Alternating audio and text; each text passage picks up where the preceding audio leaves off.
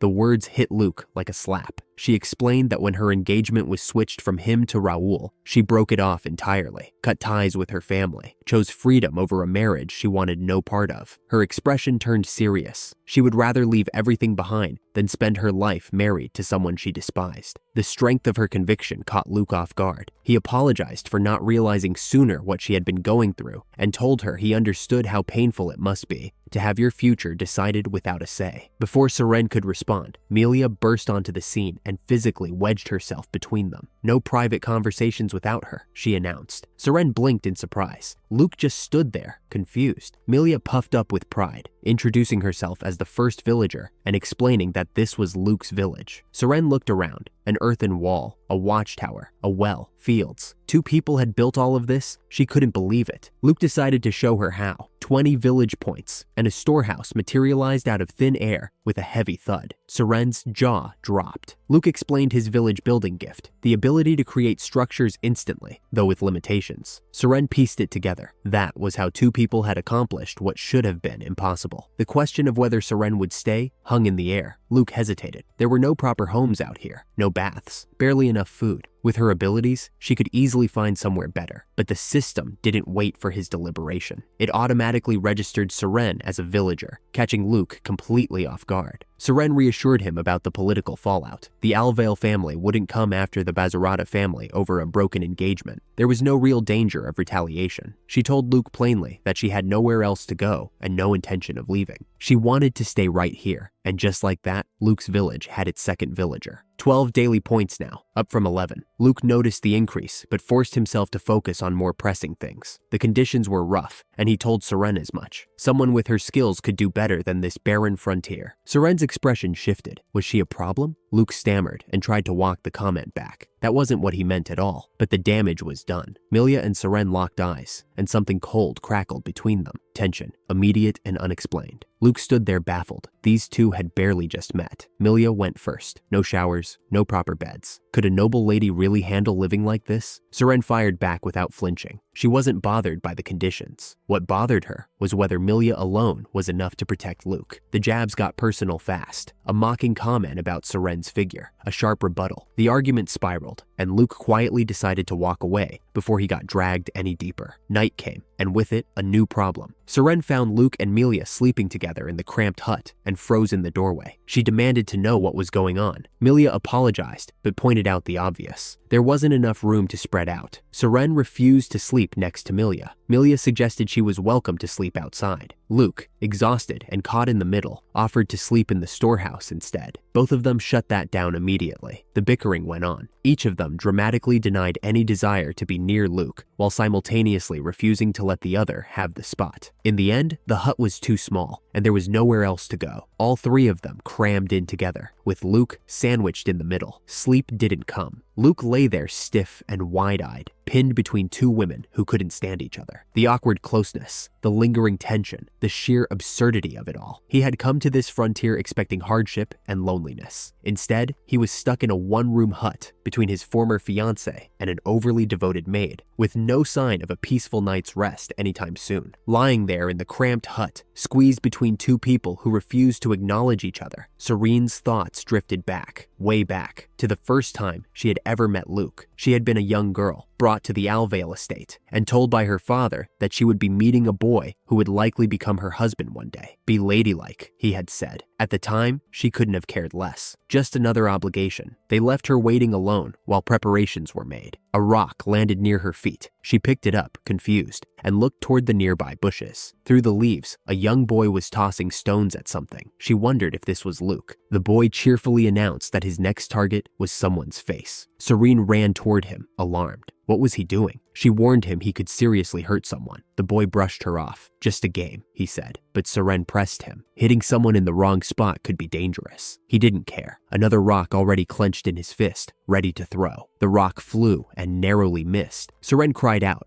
because she could now see what the boy had been aiming at. Another boy, tied up nearby. One of the earlier stones had already struck him and blood was running down his face. Seren rushed over. The tied-up boy tried to reassure her, insisting he was fine, but the injury said otherwise. The rock thrower dashed off without a shred of remorse. Only later did Seren learn the truth. The kind boy who had been hurt, the one who played it off despite his injuries, was Luke, and the rough boy throwing rocks at him was his younger brother, Raoul. Years later, the two of them talked about it. Luke told her he had never reported Raoul's behavior to their father. Even though Raoul was the concubine's son, exposing him would have damaged the family's reputation. Seren understood, but she teased him lightly. The concubine's son mistreating the legitimate heir should have been a much bigger scandal. Still, knowing what kind of person Luke truly was, she admitted she was glad to be the one engaged to him. The memory faded. Back in the present, Luke was checking the village points. Days of accumulating them while crammed into the tiny hut every night had finally paid off. 54 points, enough for a small house. After spending so many nights sandwiched between two hostile figures, the desperation for better living conditions was very real. The system activated, and a small house materialized before them. The door swung open. All three of them stepped inside and stopped. There's actually furniture, real tables, real chairs, a proper interior, not a bare hut, an actual home. The kitchen came first. Milia grabbed a fixture and nearly fell over when water poured out of it. Luke explained it was a faucet, blue handle for cold, red for hot. Seren found what looked like a cooking surface and asked about it. A stove, Luke told her. Turned the knob and fire appeared. Both women stared with wide eyes. Nothing in their world worked like this. The bathroom was next, a toilet and a shower, side by side. Luke demonstrated the flushing mechanism. Water surged and cleaned everything automatically. Speechless. Neither of them had ever seen anything like it. The conversation briefly turned to how waste was usually handled in castles. Lower servants collecting it, or, in some regions, slimes doing the job. Whatever powered this house was something else entirely. Milia's face lit up. No more hauling water from the well outside. Serene agreed that some incredible power had to be behind all of this. Then came the real news. 2 bedrooms. Separate sleeping arrangements were finally possible. The moment those words left Luke's mouth, both women flatly refused to share a room with each other. On this, and only this, they were in perfect agreement. Sleeping next to the other woman was completely out of the question. They glared at each other with matching conviction, and Luke felt the situation slipping away from him yet again. What if they all just stayed in the same room, he suggested, and he would take the floor, shot down immediately. The only arrangement they would accept was all 3 of them in the same bed. This might actually be more crowded than the hut, but there was no winning this argument. Luke ended up squeezed between Milia and Seren, once again, wide-eyed and rigid, wondering how a house with 2 bedrooms had somehow made his sleeping situation even worse. Despite the cramped sleeping arrangements, life in the village had settled into a rhythm. Nearly a month had passed since Luke began developing the frontier with his village building gift, and the progress was real. Between the 3 of them, they had built something out of nothing. One day, Seren returned from the northern forest, dragging a freshly hunted wild boar behind her. She proudly announced the catch and reassured Luke that venturing into the forest was safe as long as they didn't go too deep into monster territory. Luke was impressed, though he couldn't help questioning the safety of it. Seren took credit for keeping the village fed with meat, but Milia shot her a glare. The girl couldn't even cook what she hunted. Milia was the one who butchered it with precision and turned it into something edible. Serene bristled, and the jabs went back and forth as usual. Luke watched the familiar argument unfold. Telling them to stop never worked, but he tried anyway. Distant voices cut through the bickering. Seren reacted first, spotting a large group approaching from far off. She scaled the watchtower and looked out. What she saw made her expression change. About 50 people, mostly women and children, were heading toward the village, ragged, exhausted, barely holding on. A figure from the approaching group gestured toward the settlement. These people might be refugees from a large battle that had recently taken place. Luke looked out at the barren wasteland surrounding the village. No resources out there, no water, no food. They wouldn't last much longer on their own. The decision was instant. They had to help. Luke stepped forward and introduced himself as the village chief. The man leading the refugees came to meet him. His name was Barrett, and the relief on his face at finding a settlement was unmistakable. These people were in terrible shape, severely malnourished. Some of them looked like they were about to collapse where they stood. The well came first. Luke showed them how to use it and urged them to drink. The refugees rushed forward, overwhelmed by the sight of clean water. One well wasn't enough for this many people, so Luke spent 20 village points to create a second one right there. It materialized instantly. The refugees flooded toward it with cries of relief and disbelief. In the background, whispers spread through the group about the wild boar they had seen, a hint that more help was on the way. Barrett shared their story while the others drank. Most of the men from their village had been drafted into military service, leaving behind only the elderly, women, and children. His father, the village head, had stayed behind due to his age and entrusted Barrett to lead the rest to safety. Their journey through the barren wilderness had been desperate. No food, no water, days of walking with nothing. They had been on the brink when they spotted Luke's village in the distance. Milia announced that the food was ready and presented a sizzling platter of cooked boar meat. The crops weren't ready for harvest yet, so the food supply was limited. Still, there was enough to share. The refugees approached cautiously at first. Luke encouraged them to eat slowly so they wouldn't overwhelm their starved bodies. Restraint lasted about 3 seconds with the children. The moment they saw real food, they lunged at the platter, grabbing pieces with both hands. "Real food!" one of them cried out. A woman bit into the meat with tears streaming down her face, overwhelmed by the taste and the simple relief of finally having a meal. A small child pulled a piece away and offered it to his mother, wanting to share the moment with her. Barrett stood before Luke, tears in his eyes, struggling to find the words. The gratitude was too big for any sentence to hold. Luke brushed it off and told him there was no need for repayment, but the hardships were far from over. That much was clear to everyone. The barren wasteland beyond the walls stretched endlessly. Surviving out there alone was nearly impossible. Luke made the refugees an offer: stay in the village. The settlement was short-staffed, and the fieldwork needed hands. Barrett hesitated. His group was mostly women and children. Could they really provide enough labor? Luke didn't waver. They couldn't make it alone out here, and any help mattered. He mentioned that they had been relying on supplies brought from the castle, and those wouldn't last forever. A woman from the refugee group stepped forward with seeds in her hands, ready to contribute to the planning. Barrett accepted with a tearful "thank you," and the decision was final. All 51 of them officially joined the village. The moment the registration went through, notifications erupted around Luke. The village jumped to level 2 as the population crossed 10, granting 200 bonus points and unlocking new facilities. Then, it jumped again to level 3 as the count surpassed 30, another 300 bonus points. More options, more potential. New facilities appeared on the list. Longhouses, stone walls, brewing facilities. 2 new skills unlocked: villager appraisal and placement movement. The village had gone from a tiny settlement of 3 to a growing community of over 50 in an instant. Luke stood there, barely able to keep up with the flood of information, startled and excited in equal measure. What had started as a lonely exile on barren land was becoming something real. The village stats told the story. Level 3, 53 villagers, 764 points, with 83 more added every day. New skills had come with the level up,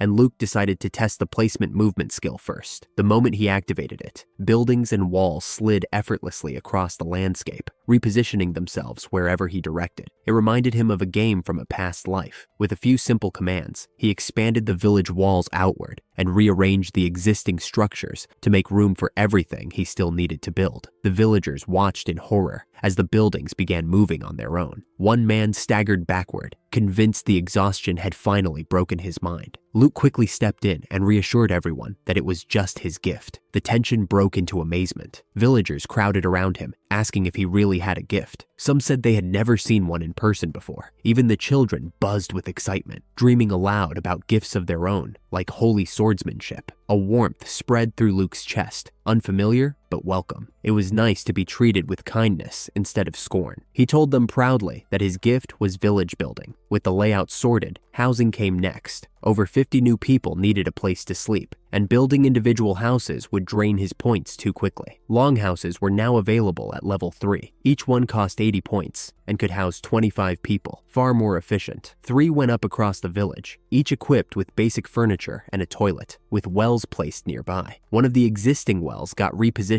using placement movement, so every part of the village had water access. The longhouses were simple but functional. Basic furniture, a few toilets per building, but no baths. One villager, confused by the toilet, asked if it was a drinking fountain. Luke had to quickly set him straight, which got a good laugh out of everyone nearby. Gratitude poured in from the new residents. "Thank you so much for everything," they told him. Luke said to rest for now, and that they would discuss next steps in the morning. Seeing their positive attitudes lifted his spirits. These were people who had been starving and wandering just hours ago, and now they had shelter, water, and food. By the next morning, the fields had been expanded to nearly half the village, about 10 in total, to make sure there would be enough food for everyone. The new villagers had farming experience, so Luke asked Barrett to organize them for sowing seeds once they were rested. Barrett agreed without hesitation, saying everyone would work happily given the food and shelter they had received. Then came the other new skill, villager appraisal. Luke activated it on Barrett first, and the man's personal details appeared before his eyes. Age 36, high village loyalty, suitable profession, manager, no gift. Luke nearly jumped out of his skin. The system was essentially letting him read people's private information, just like that. The ethical weight of it settled in immediately, and he wasn't entirely comfortable with it. Still, he couldn't deny its usefulness for managing a growing community. The others encouraged him to keep using it, pointing out that understanding loyalty and abilities could help keep the village safe. That argument was hard to dismiss. So the next day, Luke gathered the new villagers under the pretense of getting to know them for easier job assignments. While collecting their names and ages, he secretly appraised each person. Barrett's younger brother turned out to be a man named Barat, age 32, high village loyalty, suitable profession as a warrior. But what caught Luke's eye was a detail in parentheses next to Barat's profile, an unactivated gift, sword skill. When Luke carefully brought it up, Barrett looked embarrassed. He admitted that he had never received a blessing, so his gift had never been activated. Without access to a church, commoners like him had no way to unlock what they were born with. Barrett also had a wife and 2 sons, and through appraisal, Luke discovered that both boys carried the sword skill gift as well. The rest of the appraisals painted a fascinating picture. 12 children, 37 adults, 2 elderly, 18 male, 33 female, spread across 14 households. The range of suitable professions caught Luke off guard: agriculture, merchant, jailer, torturer, dancer, singer. One elderly woman over 60 had her recommended job listed as torturer of all things. Including Barat's family, Luke found several other villagers with potential gifts, all unactivated. Among nobles, over 80% had gifts, but among commoners, it was less than 1 in 100. The thought gnawed at him. The nobles and the church had to be deliberately restricting access to blessings to maintain their grip on power. Seren arrived and commented that the place was really starting to look like an actual village. Luke filled her in on the various professions and potential gifts he had found. Impressed as she was, Seren pointed out a frustrating reality. Activating gifts could only be done by the church or by someone who possessed an oracle gift. Without either, those latent abilities would stay locked away. She suggested they prepare for the possibility of more refugees arriving in the future, and Luke agreed. Milia, meanwhile, had been acting strangely ever since learning about the villager appraisal skill. She nervously asked if it could read minds. Seren gave her a sly look and asked what she was usually thinking about. Milia flinched so hard she practically twitched. Then, she excused herself, muttering something about needing to cool down. Luke just stood there, baffled. A short while later, Milia reappeared, soaking wet, having dumped a bucket of cold water over her own head. She declared dramatically that she had emptied her mind completely and was now a blank slate. "Go on, inspect every inch of me," she announced. Luke stammered that there was really no need to go that far, but he appraised her anyway. What came back left him speechless. Milia, age 21, the highest possible village loyalty, suitable profession, priest, and there, listed clearly in her profile, an unactivated gift, divine oracle. What? The shock hit everyone in the room at once. Milia, the maid who had followed him all the way to the frontier, had been carrying a hidden gift this entire time. Neither of them had ever known. Divine oracle. The words still echoed in Luke's mind 3 days later. Milia's gift was real, but without a church blessing, it would stay locked away. The nearest church was far off and expensive to reach. No matter how he turned the problem over, he couldn't find a solution. Not yet. An enthusiastic shout broke through his thoughts. Someone was calling him over to the fields. When he got there, what he saw stopped him in his tracks. The vegetables had grown enormous. The villagers gathered around the harvest, stared in disbelief, many of them saying they had never seen produce this large in their lives. Even out-of-season crops had thrived. Barrett shook his head in amazement, saying the quality of the soil was beyond anything he had ever encountered as a farmer. The harvest was completed in about 2 hours, with the whole village pitching in together. With that kind of bounty, a celebration was in order. They would throw a feast for the harvest and for the new villagers who had joined. Milia took charge of the preparations, blushing with excitement at the chance to cook alongside Luke. When he offered to help with the vegetables, someone joked about the village chief getting his hands dirty. Then he struggled so badly with the blade that another person stepped in and took over, drawing laughs from the whole group. A kid running a village. Some things he just couldn't pull off yet. "It's ready, everyone." The announcement brought cheers from across the village. Dishes were laid out, and the villagers gathered around with wide eyes. Since there was no alcohol, they toasted with well water. The others urged Luke to give a speech, and he raised his cup to the bountiful harvest and to the new villagers. "Woo-hoo!" The crowd roared back, clinking their mugs together. The food was incredible. "Delicious!" rang out from every direction as villager after villager dug in. The vegetables in particular drew amazement. Luke watched the scene unfold, cheeks flushed, proud of what they had accomplished together. The celebration was interrupted when a lookout on the watchtower called down.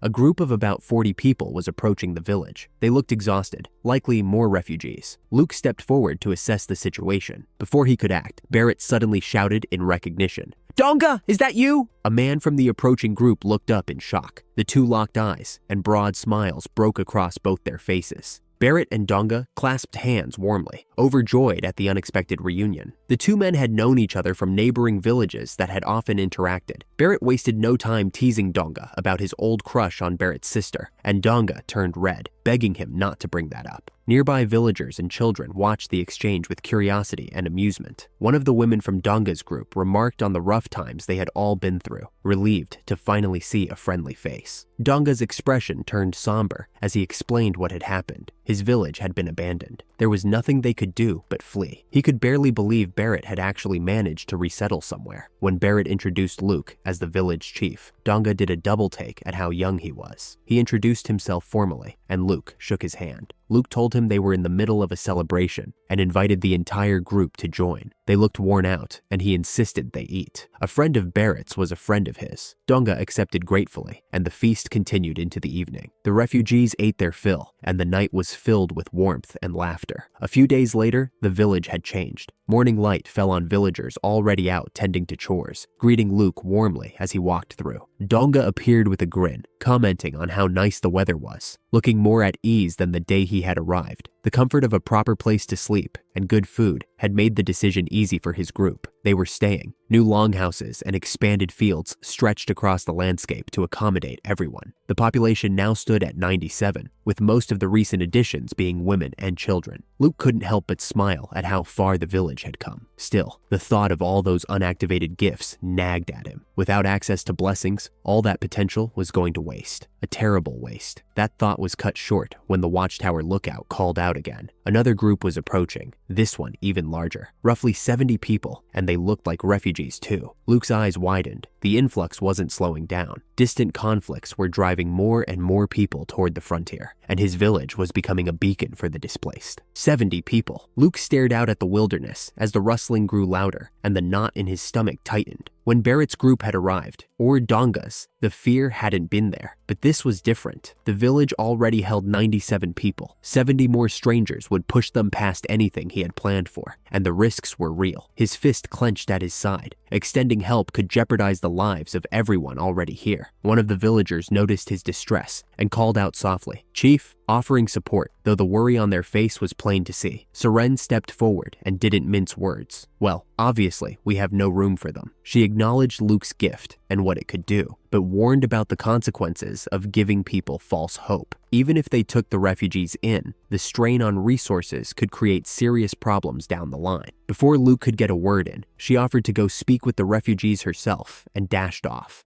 But," he started, but she was already gone. A pair of villagers watched her go and turned to Luke with cheerful expressions, telling him to sit tight and let the adults handle it. Milia encouraged him to follow his heart and promised to back him up no matter what. But even she admitted Serene had a point. Taking in this many people carried risks, not just with food and shelter, but with the social dynamics of folding strangers into a community. Even among families, living together could cause friction. That reality was hard to argue with. Silence hung for a moment. Then Luke spoke. "I'm sorry, but if I turn them away now, I think I'll regret it later." He admitted it was idealistic. He accepted the weight of what that choice meant for everyone, but he couldn't live with himself if he did nothing. Tears welled in his eyes. "Please back me up if something happens." The response was immediate and warm. The villagers told him not to worry about them. They were more concerned about him than about themselves. They promised to work together and handle whatever came next. One of them pointed out cheerfully that they had more than enough food for everyone. "Thank you." Luke wiped his eyes and walked out to meet the approaching group. He shook hands with their leader, a man named Leon. All 76 of them were formally accepted into the village. The moment registration went through, the population surpassed 100 and the village jumped to level 4. A bonus of 1,000 points landed in the system, along with a wave of new facility options, including a church. The village's maximum area doubled, and Luke marveled at how much the settlement could grow with each level. No time to waste. Using placement movement, he rearranged the layout, expanding the walls outward and adding new longhouses and wells to accommodate the latest arrivals. The village was getting bigger by the day, and the infrastructure had to keep up. Then came the church. The system noted that potential gift holders could activate their abilities by praying inside one, even without a priest already present. Luke built it without hesitation. The structure materialized with a thundering rumble, and both Luke and Milia stared at it in surprise. Milia felt something immediately. She described the sensation as overwhelming, far stronger than anything she had felt when gifts were first bestowed upon her and Raoul. It was like a signal growing stronger the closer she got, pulling her toward the building. Without waiting, Milia stepped inside and began to pray. The atmosphere was intense, and she could feel the power of the place coursing through her. She was convinced she was on the right path and vowed to keep praying until her gift awakened. Outside, villagers murmured about the intimidating aura the church gave off. Luke watched from a distance, concerned but supportive. While Milia dedicated herself to prayer, Luke turned to upgrading the rest of the village. He weighed his options, increasing storage space, improving the quality of structures, tightening security. Over the next few days, the old earthen walls were replaced with sturdier stone, and the housing infrastructure was enhanced across the settlement. The upgrades progressed steadily. Through it all, Milia never left the church. She prayed with intense focus, a calm aura surrounding her, unwavering. Luke checked on her periodically, worried she was pushing herself too hard. One evening, he approached softly and called out, "Milia?" She didn't break her concentration. He stood there for a moment, watching over her with quiet concern, then stepped back and let her continue. Milia's prayers were answered. When Luke entered the church, she spun around and called out to him, "Master Luke!" with joy radiating from her face. She had received the oracle gift. Before he could react, she threw her arms around him. "What?" He stood there, stunned. Seren watched from a distance with a displeased expression, muttering that allowing a lewd priestess to exist couldn't possibly be right. But Milia didn't care. She was overflowing with gratitude for the church Luke had built, thanking Master Luke over and over for making it possible without needing an existing priest. With the oracle gift now active, Luke wasted no time. He gathered a group of villagers outside and called them together. One of them asked if there was a specific reason for the meeting. Luke told them plainly they all had the potential to receive gifts. The reaction was immediate disbelief. Barren, a farmer, said there was no way someone with his background could ever receive one. That sort of thing was reserved for nobles. Luke assured him that status didn't matter. What mattered was the potential already inside them. Milia stepped forward and bestowed the swordsmanship gift upon Barat. He stood there confused, describing a strange sensation as if something had entered his body. Luke offered him a sword, explaining it would be far more useful in Barrett's hands than his own.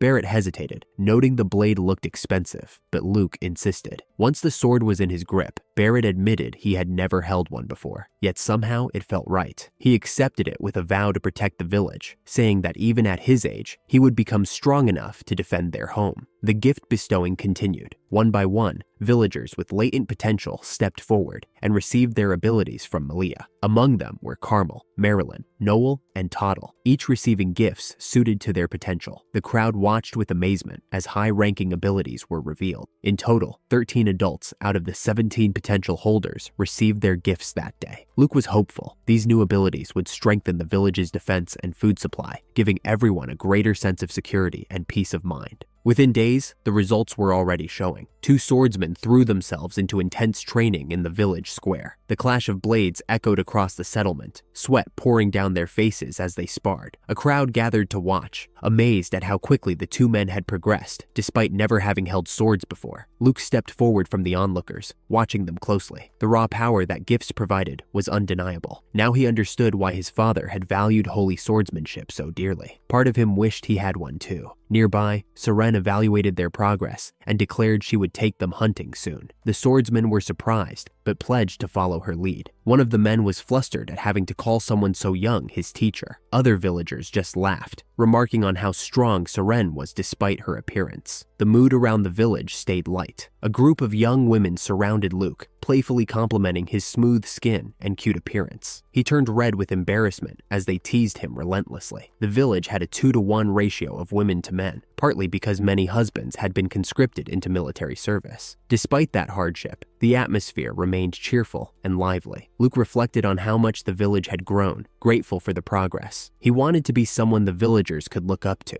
someone cool. But between the teasing and the way everyone treated him like a kid, that goal felt a long way off. Still, the warmth in the village was real. Smiles met him everywhere he went, and the mutual acknowledgement of how far they had all come together was enough to keep him going. That warmth was shattered when the watchtower lookout spotted another group approaching. These newcomers looked nothing like the previous refugees. They were disheveled and terrified, not just exhausted. When they reached the village, a woman among them explained through tears what had happened. They had been attacked by thieves on the road. People had been taken. Others had been lost in the chaos. Luke and Seren listened with growing concern. The woman warned that the thieves might follow them here. Her tearful apology underscored just how terrified she was. begging forgiveness for bringing trouble to their doorstep. The threat was no longer starvation or harsh land. For the first time, the danger heading toward Luke's village had a human face. Somewhere out in the wilderness, a man trudged along in frustration. "This blows!" His name was Baru,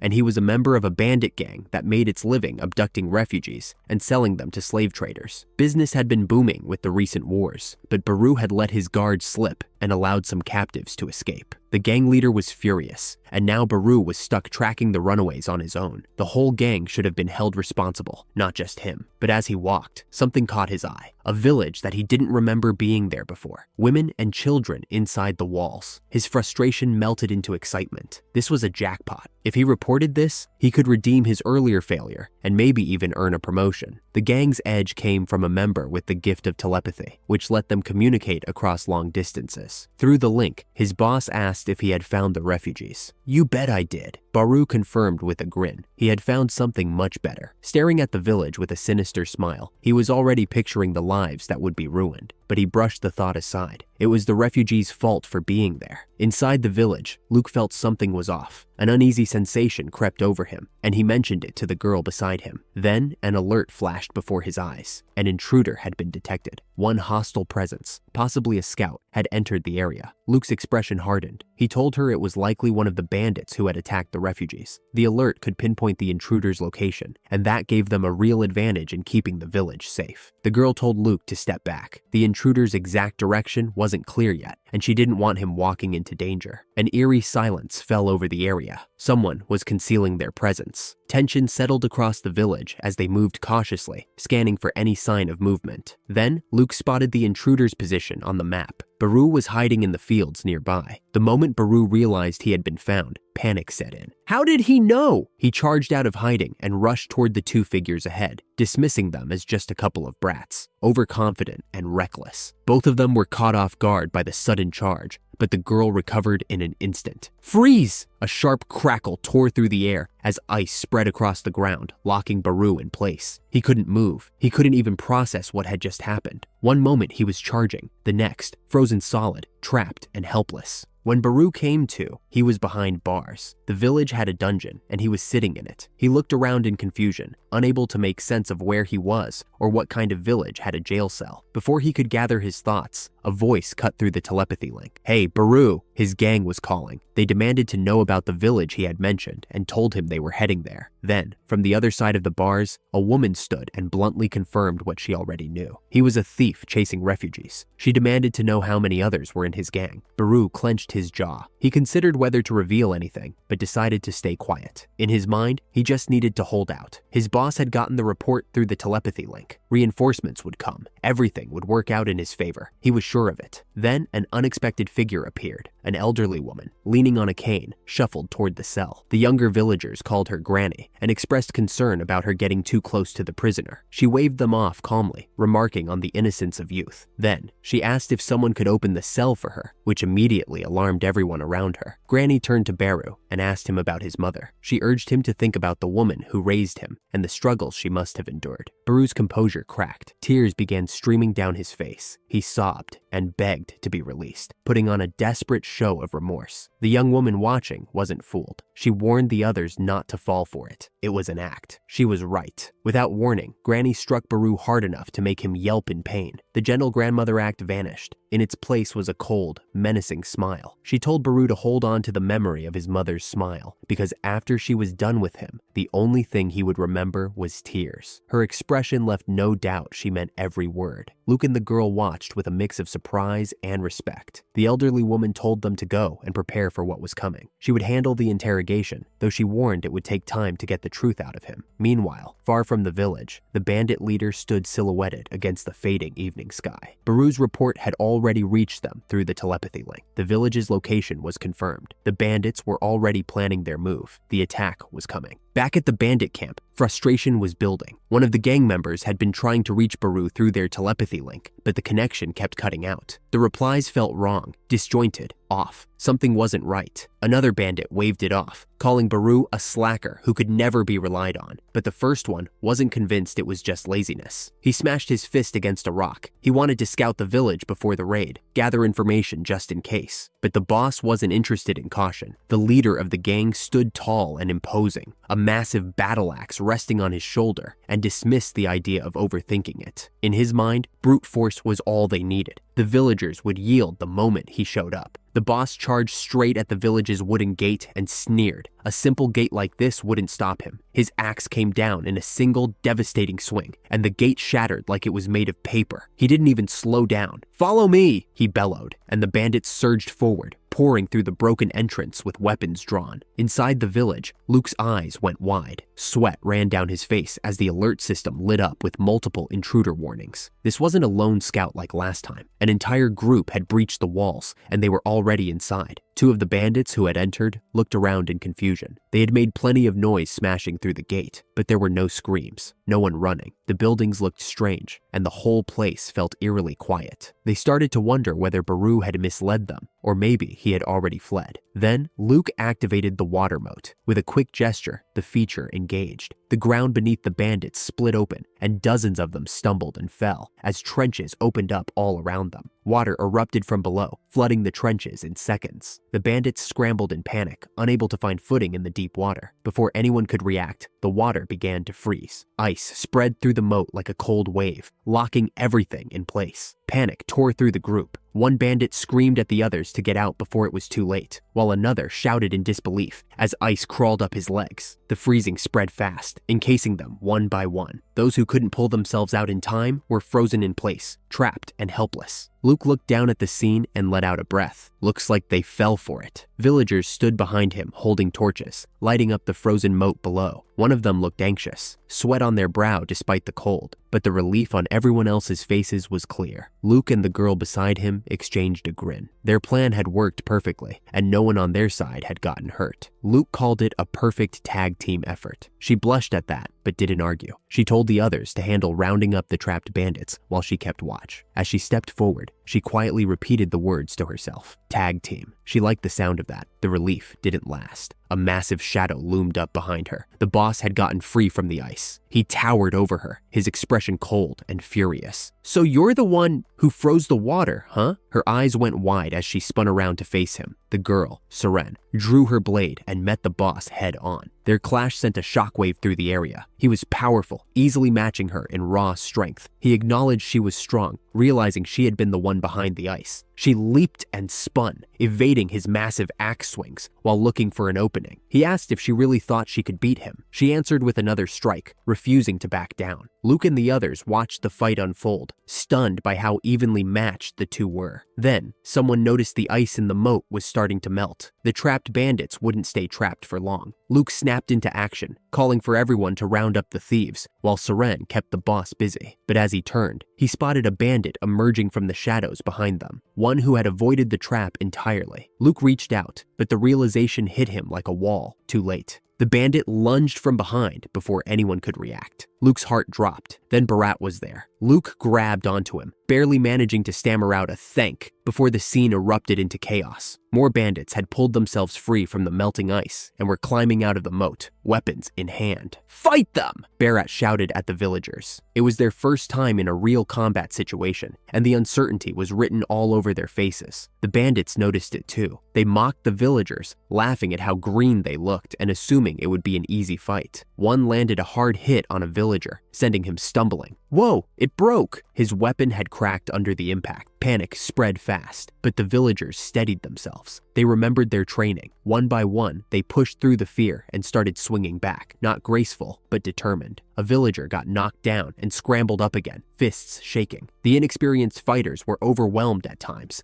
but they refused to stay down. Then, the order rang out. Push them back into the moat! The villagers rallied together and forced the bandits toward the water's edge, shoving them back back in with everything they had. One of the bandits surfaced, soaked and stunned. What the hell is going on? He looked around at the chaos and couldn't make sense of it. These were supposed to be helpless villagers, novices with no combat experience, yet they were holding their own and winning. Then a massive figure rose from the water behind him. The boss pulled himself up, drenched and furious, his battle axe still gripped in one hand. The sight sent a chill through anyone watching. The girl stood her ground as the boss charged. Their fight had been brutal, and it was about to end. Every time her blades connected, they didn't just cut, they stole heat from his body. With each slash, his movement slowed a fraction more, muscles stiffening from the cold spreading through him. He finally realized what was happening, but it was too late. His legs buckled and he crashed to the ground. She looked down at him and told him he was all brawn and no brains. The boss could barely choke out a response. No way! He couldn't believe he had lost. The remaining bandits in the moat stared up in horror as their leader fell. The fight drained out of them in an instant. The villagers and the girl stood above the pit, victorious, looking down at the trapped and defeated gang. "What the hell is up with this village?" one of the bandits muttered. 40 intruders had been captured. By the next day, the immediate crisis had shifted to rescue. Information extracted from the captured bandits revealed where the rest of the gang had been holding refugees as prisoners. A group of villagers set out, tracked down the camp, and brought the hostages back alive. The rescued captives were shaken, but the village welcomed them with open arms. The girl thanked the old woman for her interrogation work. Without her methods, they never would have gotten the information in time. One of the younger villagers overheard and nervously said he would rather not know the details. The old woman just cackled. Then a heavy thud echoed from the direction of the makeshift prison. The captured bandits sat behind bars, glaring out at Luke as he approached. A few sneered and called him a little twerp, trying to act tough despite their chains. Luke didn't flinch, 43 of them. He stared at the prisoners and weighed his options. Executing them felt wrong, but keeping dangerous criminals locked up forever wasn't practical either. The system offered him a choice: turn the captives into villagers. Whoa, nuh-uh, that'd be far too risky. That was his first reaction. But then he recalled the option of building a rehabilitation center, a facility designed to reform criminals over time. The more he sat with it, the more the idea took shape. Maybe it wasn't as insane as it sounded. He brought the question to the other villagers, and the discussion turned heated fast. Some argued the bandits should be executed for what they had done. Others saw potential for reform, believing people could change if given the chance. The tension in the room was thick. One villager spoke up through tears. "But my family was killed." The room went quiet. There was no easy answer. After the meeting ended, a few villagers quietly packed up and left the village entirely, unable to accept the direction things were going. The population count dropped to 267. The number went down again. Luke murmured, staring at the figure. Villagers with low loyalty had been drifting away, and this latest disagreement had pushed more of them to leave. An older man told him not to take it too hard. Those who left had disagreed with the village's direction, and there was no helping that. Some had lost friends and family to the bandits, and living alongside their captors was more than they could bear. Luke understood, but it still made him a little sad. The old woman appeared beside him, wrapped in her cloak. She told him the village was still peaceful and cooperative at its core. The people just weren't used to seeing so much discord. "But you watch," she said. "Things would settle down." Then she grinned, that wide, unsettling grin of hers, and added that one day the villagers would forget all the good he had done for them and go absolutely wild. Luke recoiled. "What you talking about?" She laughed it off and told him not to hesitate. Push forward, no matter what.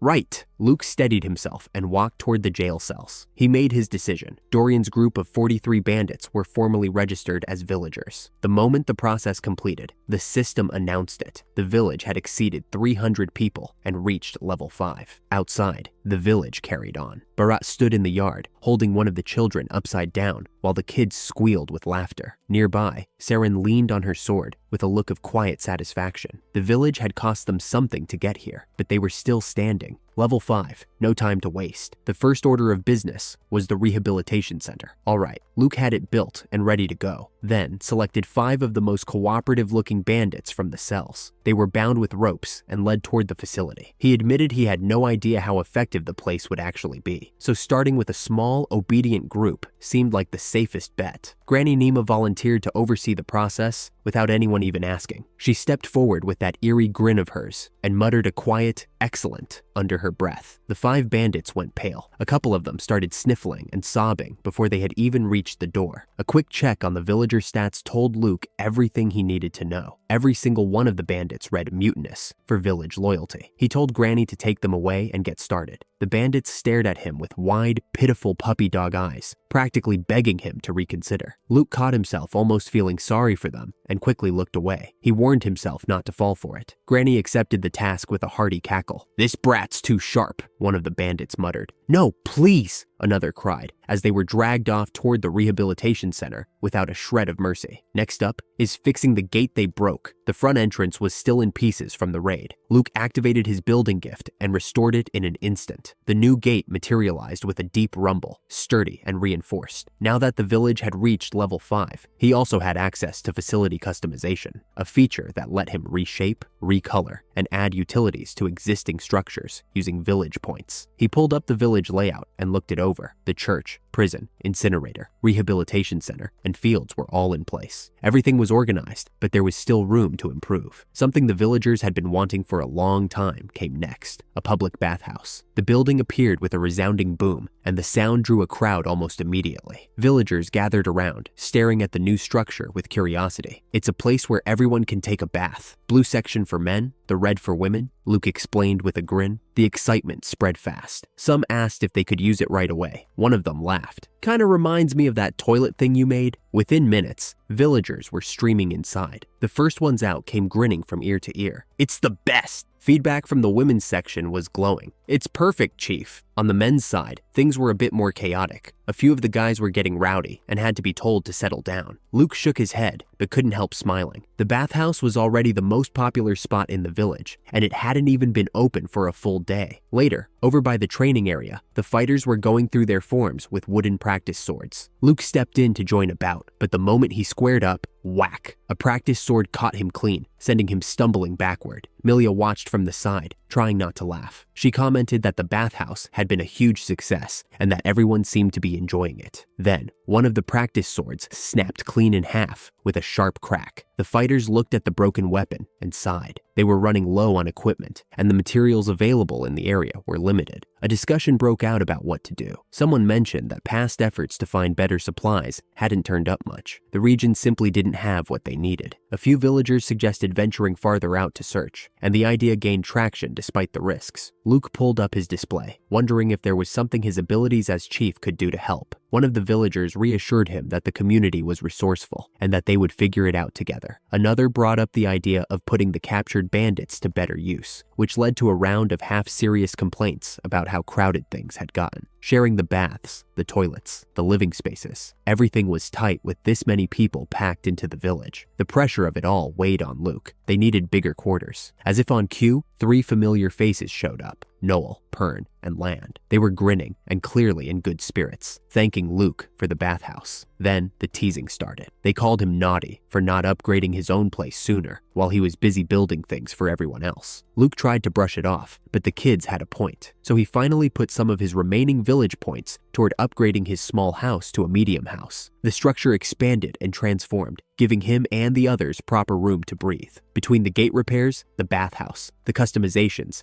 and now the house, most of his reserves were spent, but every point had gone toward making the village a better place, and the smiles on the villagers' faces told him it was worth it. The newly upgraded medium house stood in front of Luke. 3 rooms, proper furniture, real space. Behind him, 2 of the girls were in tears, overwhelmed by having actual living quarters for the first time. Inside, one of them spotted the double bed and asked why the bed was bigger than before. Luke explained it had been upgraded along with the house. The woman declared it only natural for the village head to have the biggest bed. "No fair!" The other one pouted, and before Luke could get a word in, they announced they would be sleeping together. "I can't very well sleep on a bed I'm not used to." Luke, flustered, said he'd be fine with a single bed and could always use facility customization to adjust things. Speaking of which, the skill itself was turning out to be incredibly useful. Stepping outside, Luke turned his attention to the village's defenses. Standing before one of the new stone walls, he decided to add stairs so the villagers could climb up quickly in an emergency. 8 sets would be enough, 5 village points, and the stairs materialized instantly behind the wall. The wall was thick too.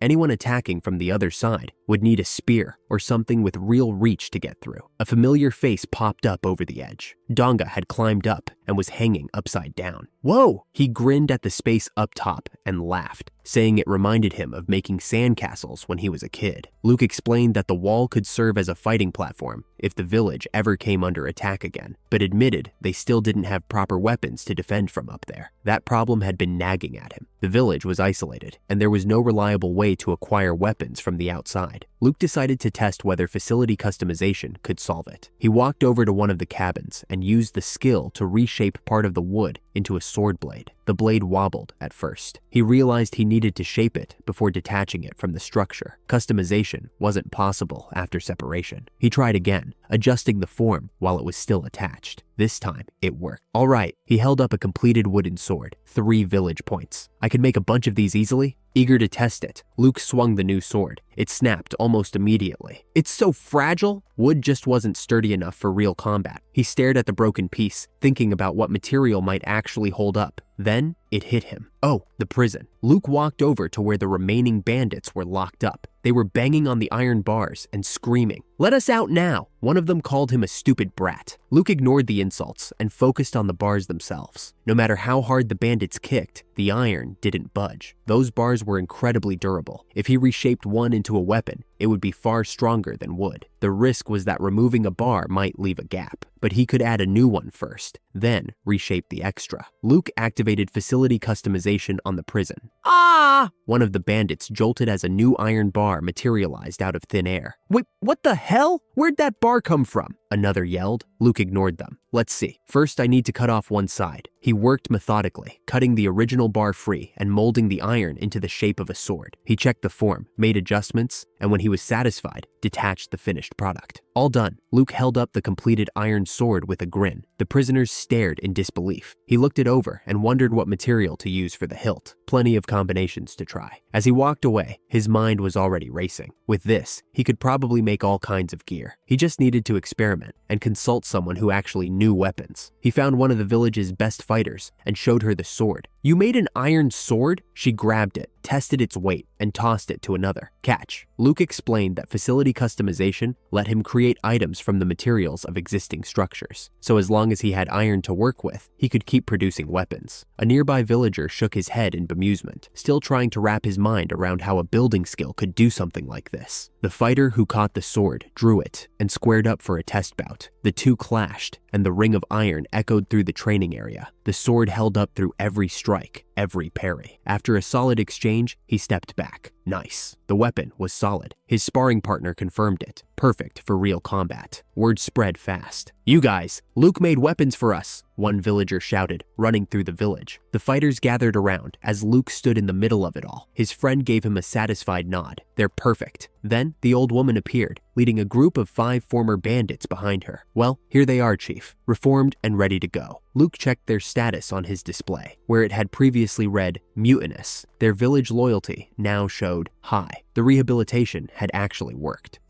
Luke stared at the result for a moment, taking it in. Between the weapons and the reformed bandits, the village had just taken another significant step forward. The old woman wasted no time. She lined the reformed bandits up in front of Luke and told them in her usual stern tone to obey the chief's orders without question. "Yes, ma'am," they shouted in unison. Luke stared at them, barely recognizing these as the same men who had been cursing at him from behind bars. The transformation was jarring, like they were completely different people. The old woman boasted proudly about her methods, but Luke couldn't help questioning just how she had achieved this level of obedience. Before he could dwell on it, the 5 bandits crowded around him, eagerly proclaiming their loyalty and asking for orders. Their enthusiasm was almost overwhelming. Luke told them to go help Barat with whatever he needed. The moment those words left his mouth, the bandits took off sprinting at full speed. practically tripping over each other to get there. Two of them were actually smiling as they ran, looking like entirely different people. Luke just stood there, bewildered. Meanwhile, the old woman was already eyeing the remaining prisoners, deciding who to take to the rehabilitation center next. She shuffled along the cells with that menacing laugh of hers, and the bandits inside shrank back against the walls the moment she appeared. Then a voice appeared inside Luke's head. It caught him off guard, but he quickly realized it was coming from one of the captured bandits, a man named Satan, the gang's telepathy user. Satan introduced himself and began explaining his backstory. A disowned noble, cast out by his family. He was begging for a chance, claiming he was truly sorry and asking to be let out of his cell. Luke wasn't convinced. He pulled up villager appraisal and checked Satan's status. The loyalty reading came back as rebellious. Satan wasn't repentant at all. He was just scared of the old woman and trying to talk his way out. Luke called him out on it, pointing out that his attitude was anything but reformed. Satan's composure cracked. Panic set in through the telepathy link as he realized his manipulation had been seen through completely. That was when Milia appeared. Satan's panic spiked. He recoiled, looking at her like she was some kind of nasty woman he wanted no part of. The old woman and Milia discussed Satan's telepathy gift and what to do about it. Then, Milia turned to the old woman with a mischievous look and told her that Satan had actually volunteered for rehabilitation. Luke backed her up without missing a beat. Satan's jaw dropped. He screamed through the link that it was a lie, that he really was sorry, but no one was listening anymore. The old woman dragged him away, promising to rehabilitate him with extra care. His protests echoed down the hallway. Milia turned to Luke afterward, acting a little flustered. She nervously fabricated a story about cleaning the toilets, brushing off Satan's outburst as if it were about something that mundane. Luke didn't press her on it. Internally, he was satisfied with how things had played out. Everything was falling into place. Later that day, something felt off. Luke noticed it as he walked through the village, a quiet tension hanging in the air. He approached a group of villagers. "What's wrong, guys?" One of them hesitated. "Oh, hey, Chief. Well, Serene and the hunting team hadn't come back yet. They should have returned before sunset. The forest became far more dangerous after dark, and the team always made it a point to be home in time, but there was no sign of them." The worry spread fast. Luke mentioned the curse of the Almirage, the giant aggressive rabbits that lived in the forest. One of the villagers glanced at him nervously. Others expressed disbelief at the idea of a curse, but no one could deny how dangerous the creatures were. Their meat and horns were valuable, and they were notoriously hard to capture. The hunting team had tangled with them before, but something about this time felt different. Luke recalled what had happened recently. He had examined a dead Almirage out of curiosity and found something strange. When he investigated further, the carcass had suddenly let out a terrifying screech as if it were coming back to life. The whole thing had given him chills. Now he held up what he had found during that encounter. "They're Almirage balls!" The villagers stared. He explained that his curiosity had gotten the better of him because of their unusual size compared to regular ones. "No!" One of the villagers panicked at the sight, flinging the balls away and screaming that they were cursed. Another tried to stop him. After the chaos settled, they pieced together what had likely happened. The chemicals from the Almirage could attract others of its kind over great distances, drawing them in like a signal. The realization hit hard. If the hunting team had encountered something similar in the forest, a whole pack of Almirage could have swarmed them. Even gifted fighters would struggle against those numbers. And if the scent was still carrying, it wasn't just the hunters at risk. The village itself could be in danger. Luke looked out toward the tree line and spotted something unfamiliar in the distance. Something moving, heading their way. His stomach tightened. The shape in the distance grew larger. Two villagers on watch squinted at it, trying to make sense of what was heading their way. One of them stepped forward and said he was the best fighter available. He would buy time while everyone else got to safety. Another had a different idea. He suggested using this as a test to see whether the reformed bandits had truly changed. Before either plan could take shape, Seren appeared and asked what the commotion was about. The villagers told her they had spotted something massive heading toward them. Seren glanced toward the horizon and smiled. She told them to relax. She and the hunting team had just returned from the forest, and the thing they were looking at was their haul. The team came into view, dragging two enormous orc carcasses. The orcs were massive, dangerous creatures, each one capable of destroying a village single-handedly. The villagers stared at the beasts on the ground in stunned silence, then erupted in excitement. Word spread through the village in minutes. Orc meat was a luxury most people would never taste in their lives. It was packed with nutrients, rich in flavor, and comparable to the highest grade of pork. The village cooks claimed the job immediately. "Just leave it to us," One of them joked that butchering orcs was no different from fighting on the battlefield. The intensity in their eyes suggested they weren't entirely joking. When the first piece of cooked orc meat was presented, the villagers crowded around. Someone briefly suggested selling it instead,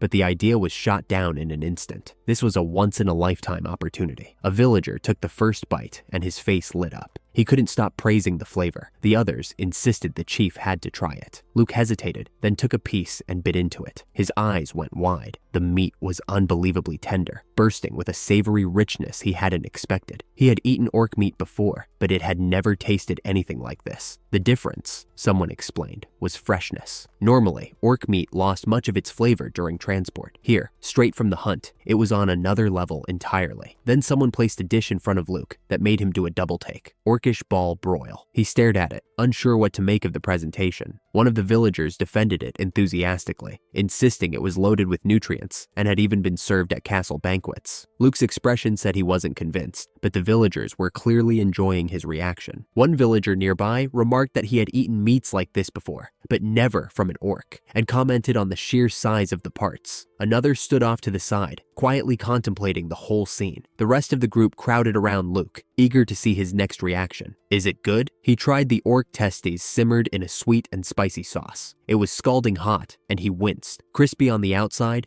gooey on the inside. The texture earned him a round of laughter from everyone watching his face. Then, they brought out a soup made from even more questionable parts. Luke tried it and immediately regretted it. Hard and unpleasant. His reaction set off another wave of laughter. Nobody cared about the food itself anymore. Watching the village chief suffer through exotic dishes had become the real entertainment. The feast stretched deep into the night, under a sky full of stars. Luke sat back and noticed how enthusiastic the village women were about the whole event, their energy carrying the celebration well past any reasonable hour. For the first time in a while, the entire village was just enjoying itself. By morning, the mood had shifted from celebration to planning. 6 months. That was how long it had been since Luke first arrived at this empty frontier. Now the village had stone walls, a church, a bathhouse, longhouses, fields, and hundreds of people who called it home. Villagers were already out working and chatting, preparing for the colder months ahead. Winter was approaching, and there was still a great deal to do. One of the villagers approached Luke with a careful expression and asked if they could talk. He explained that many of the refugees who had come to the village had been forced to leave elderly family members behind during their escape. His own parents were among them. He wanted to go back and bring them to safety. He assured Luke that only a small group of about 5 would make the trip, so the village's defense wouldn't be weakened. Others overheard and offered to help, providing reassurance about safe passage. Luke agreed without hesitation. If there were people out there waiting to be brought to safety, there was no reason to delay. But then he paused. He wondered whether the reformed bandits could be trusted enough to send along as extra muscle. He pulled up villager appraisal and checked their loyalty. Every single one of the 5 reformed bandits now read Super, the highest level. Luke stared at the reading. It was hard to believe, but the numbers didn't lie. The reformed bandits didn't wait to be asked. They threw themselves at Luke's feet and begged to be allowed to help. They had no combat gifts, they said, but they were experienced fighters who knew how to handle themselves on the road. If anything went wrong, they would gladly serve as shields or decoys, whatever it took. Their intensity was almost too much. A few of the nearby villagers looked slightly intimidated by the display, but Luke could see it was genuine. He gave them the nod. As the group prepared to depart, Luke stood at the edge of the village and took it all in. 6 months of building, defending, and growing. The road ahead was uncertain. Winter was coming. The world beyond the walls was still dangerous, and there were challenges he couldn't yet predict. But looking at the village behind him, the walls, the people, the life that hadn't existed half a year ago, he wasn't worried. Not anymore. He had a village full of people who believed in what they were building together, and that was more than enough to keep going.